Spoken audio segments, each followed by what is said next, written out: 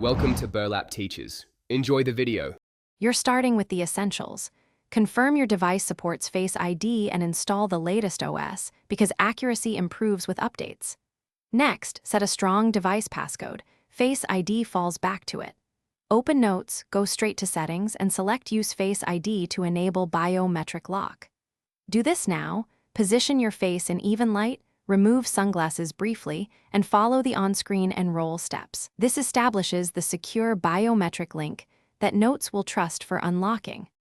Once done with initial setup, you need to fine-tune enrollment and options so Face ID works reliably for Notes. Complete both scan passes, moving your head slightly to capture angles. This reduces false rejects. Then, make deliberate choices. Enable Require Attention to prevent spoofing, or disable it for convenience. Set Notes auto-lock interval to balance privacy and speed, and ensure Face ID is permitted only for local device use, keeping your notes off cloud unlock paths. To finish, lock a note and practice unlocking with Face ID so you understand the flow and timing. You'll see why tight lighting or masks can interfere. If it fails, unlock with your passcode and then re-enroll Face ID. This refreshes the sensor data.